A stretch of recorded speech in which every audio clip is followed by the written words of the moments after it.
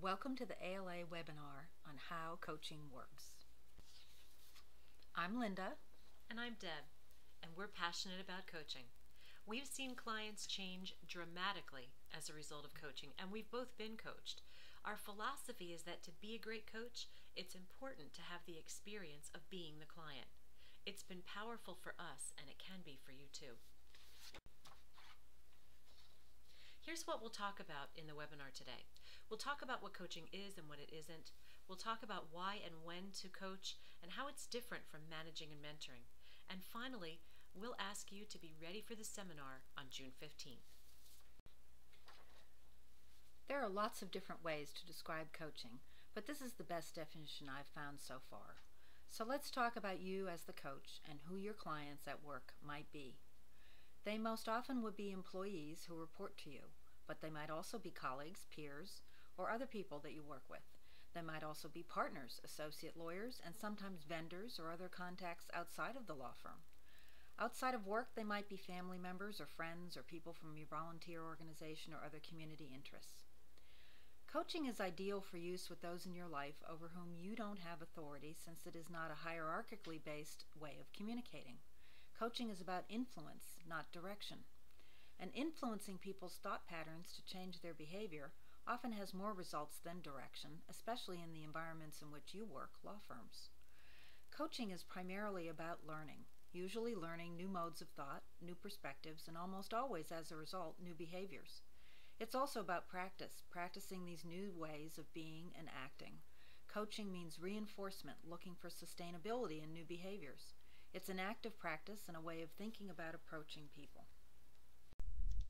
A lot of confusion about what coaching is comes from people's understanding of athletic coaching, where the coach tells the team members what to do. He suggests plays, she decides strategies for the team, for the game.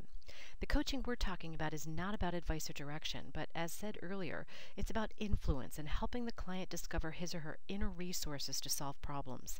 And we'll talk more about that in this webinar and in the seminar on June 15th. It's an important distinction. It's the hardest part of using the coaching approach as a leader or manager. We're trained as professionals to come up with solutions and provide direction, and we pride ourselves on that. But to be an effective coach, we have to tamp down that natural instinct to give the answer, even though we may think we know what it is. On June 15th, you'll have the opportunity to experience this, to see what we mean, and to conquer the challenge yourself. And finally, sometimes managers think that the performance evaluation conversation is a good time to act as a coach. Wrong. The performance evaluation conversations are for a specific purpose, covering goal setting, achievement of objectives, and usually compensation. This is when you need to be a good manager, and where you will almost certainly be giving advice and direction. In a few minutes, we'll introduce times when the coaching is the right move. Let's talk about the difference between mentoring, managing, and coaching. Mentoring is about a long-term relationship where someone shepherds you through processes, gives you advice about people and strategies, and trains you through the value of their experience.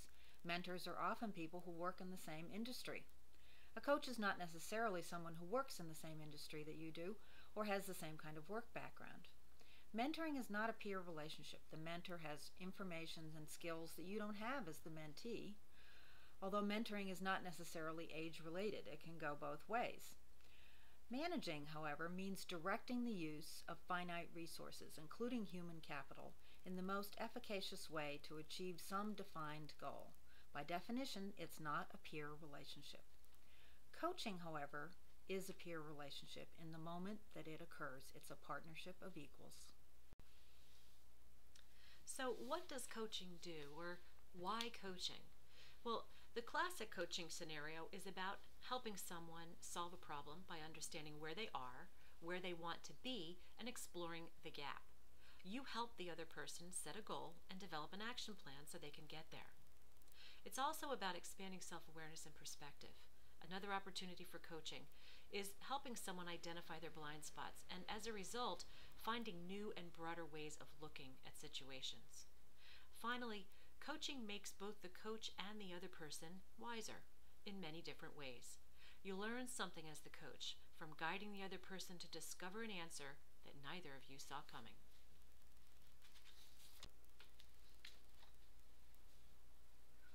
There are many different types of coaching. We've listed these types here on this slide so that you can see that both individuals and organizations call on the services of professional coaches in a lot of different areas.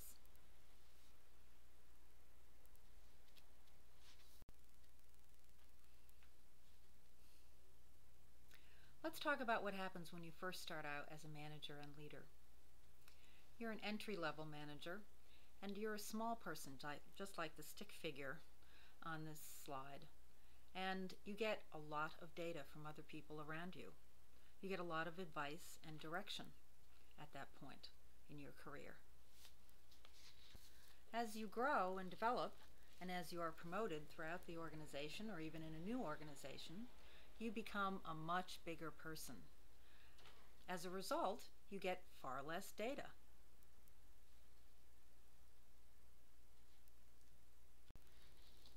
So these are the typical steps in a coaching engagement. And gathering data is very important, but you can see that there are steps both before and after to support the efficacy of that data.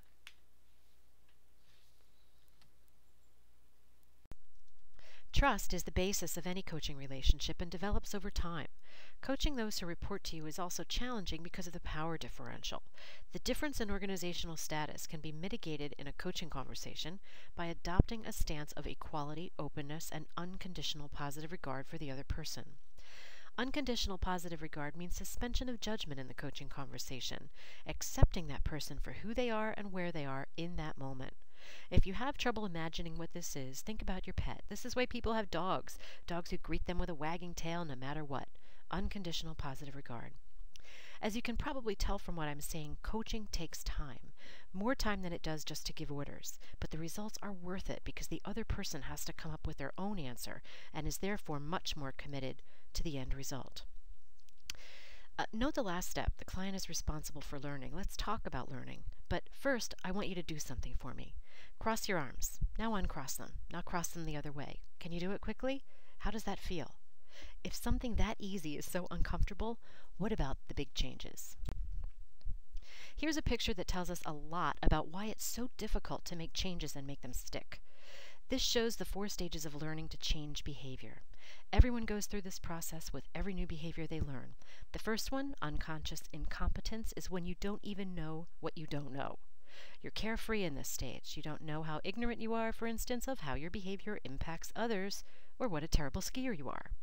At the second stage, you've identified behavior that you'd like to change. This is a very anxious stage. Maybe you want to change a habit, or you want to learn to ski properly, but you're anxious about taking lessons or even how to approach making that change.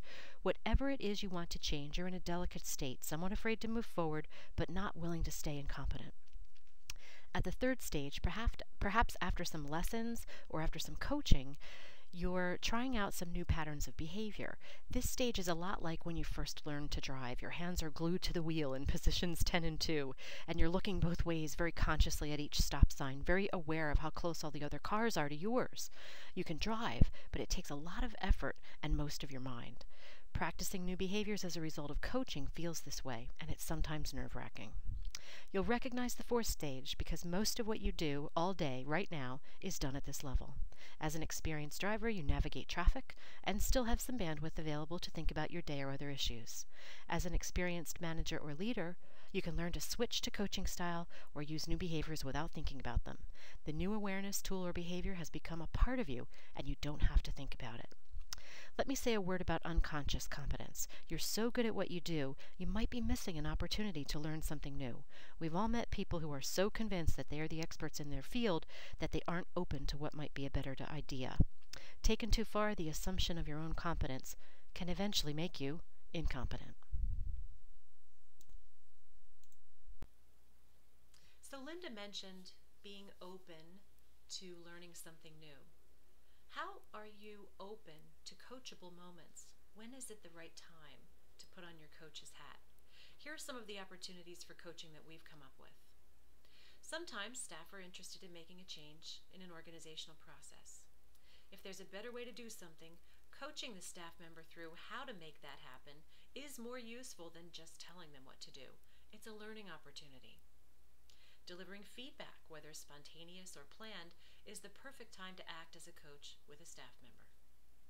When there are issues between staff members, you have the option of teaching one staff member how to use the coaching style with another, or bringing them both together to coach them in developing their relationship. And finally, when a staff member wants to ratchet up performance, learn new skills, or perhaps take on new challenges, including making a career move, coaching is the best way to set them on a new path. This is the question we get most often. What do you actually do as a coach? And the answer is, you listen and you ask great questions. Sounds simple, right? But it's not as easy as you might think. When we practice live coaching in June, we'll be focusing pretty heavily on these two skills. If you think about it, you'll realize that being heard, really listened to, is not all that common in our daily lives. It's a gift and a real joy when it does happen, and it's central to being a good coach. This kind of listening, called active listening, is the ability to focus completely on what the other person is saying and also what they don't say, what they leave out. This kind of listening helps you to understand the meaning of what is said in the context of the other person's desires, not your interests or needs or reactions, and it helps the other person to express themselves more fully. Active listening takes place on several levels. Listen to the words the person chooses to use, the tone and speed of their speech, and notice the body language. Are they relaxed or tightly wound? How organized is the story they're telling you? What emotions are on display? Second, listen without making a judgment, coming up with solutions, or evaluating what they say according to your own worldview. This is hard to do, but practicing will make it easier. Also, pay attention to your own body language. What you do with your eyes, your feet, and hands, how you hold yourself, how much energy you're giving to the other person. Manage your facial expression. By that, I don't mean it should be blank, but practice radiating acceptance and serenity. The other important skill in coaching is asking powerful questions. So what is a powerful question? First, it's a question that helps the other person find his or her own answers. Coming up with your own answers through guidance leads to more ownership of the solution and also increased confidence. A really good question is one that the other person doesn't immediately know the answer to, but instead says, "Let me think about that." A question like that might be, "Imagine this problem's been solved. What would you see, feel, or hear?" Another good question might be, "What's your own responsibility for what's been happening?" Questions like that foster curiosity and gives the other person new ways of thinking about an issue. There are also questions that shouldn't be asked in a coaching encounter. Questions that are open-ended and can be answered with a yes or a no don't further the discussion. Or questions that are really advice in disguise, such as, "Have you thought of doing?" This is the most difficult part of acting as a coach. Not giving out the answer you believe to be right by telling the other person what to do. In your role as a manager, you do that all the time. But as a coach, you won't be helping the other person to grow if you just give them your solution to the problem. Another impulse to avoid is asking a series of rapid-fire questions, especially if the person doesn't answer you immediately. Let there be that silence between you so that the other person can think. Silence is hard to tolerate in our current world. There's little of it around. But it can be useful in coaching moments and provoke insight. We can review other coaching do's and don'ts before our live coaching session, which I hope you will join.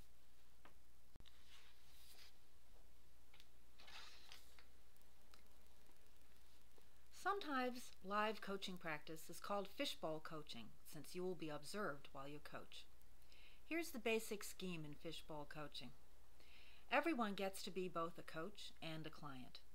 Each coaching session will last about 15 minutes, and yes, people can make actual progress and gain some insight even in that short a time.